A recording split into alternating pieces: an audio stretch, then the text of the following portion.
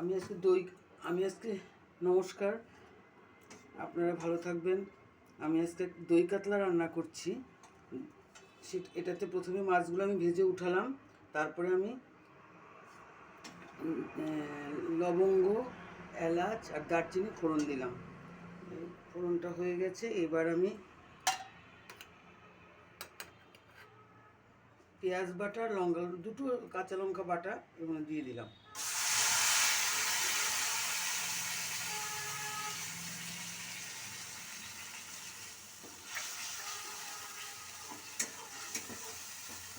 দিয়ে মশলাটাকে একটু কষাবো, এটা হতে থাকুক, মশলাটা কষতে থাকুক। আমি আর একটা রান্না করছি, যেগুলো দুধ দিয়ে যে শুক্তো করে সেটা, তবে সেটা মেন যে ইনগ্রিডিয়েন্ট সেটা নেই, উচ্ছে নেই। সেই জন্য আমি এখানে একটু বড়ি ভেজে রেখেছি, বড়িটা দেবো।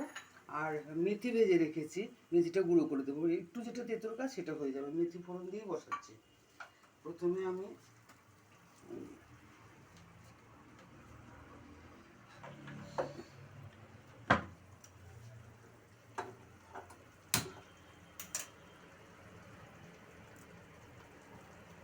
আলু আর কাঁচকলাটা একটু ভেজে নেবো, জাস্ট অল্প একটু ভেজে নেবো। ভেজে তারপর অন্য মশলাগুলো এর মধ্যে ছেড়ে দেবো। অন্য তরি তরকারি যেটা দেবো, যেগুলো সিম, বেগুন, মিষ্টি আলু, তারপরে সজনে ডাঁটা, এগুলো সব কেটে রেখেছি। আর এটা একটু ভেজে তারপরে এগুলো ছেড়ে দেবো।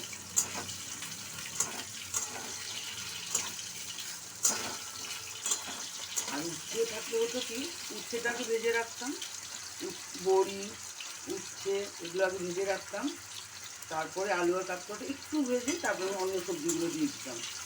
উচ্ছেটা যেহেতু নেই, সেই জন্য তার বদলে আমি মেথিটা একটু তেতো, মেথিটা করে রেখেছি। ভেজে মেথিটা একটু গুঁড়ো করে দিয়ে দেবো, মেথিটার কাজটা হয়ে যাবে।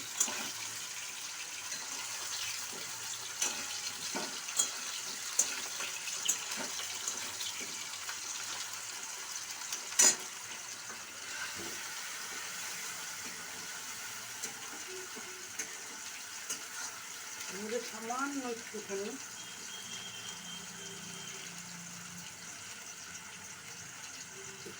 জিরে দিলাম।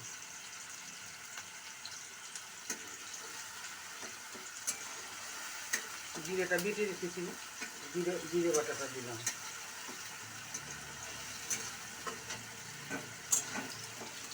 শুক্তোটা অল্প বেশি ভাজবো না।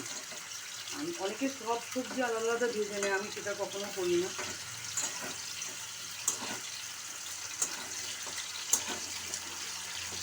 এটা ভাজা হয়ে গেছে, এবার আমি অন্য সবজিগুলো সব এর মধ্যে ছেড়ে দেবো।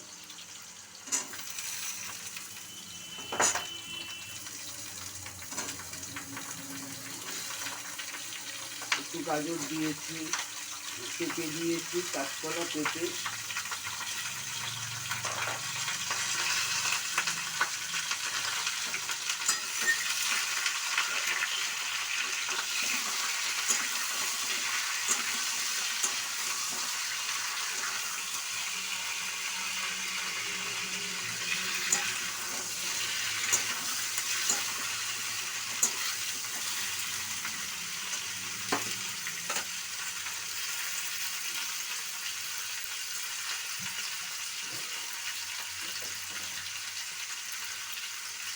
আর এটাতে একটু হলুদ দিলাম।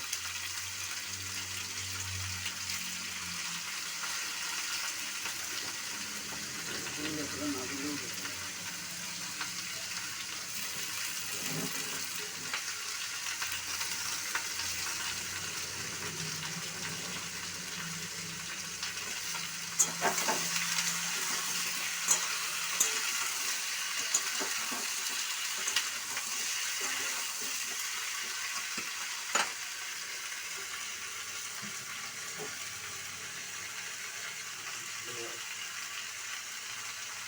আমি এরপরে আপনাদের আবার দেখাচ্ছি।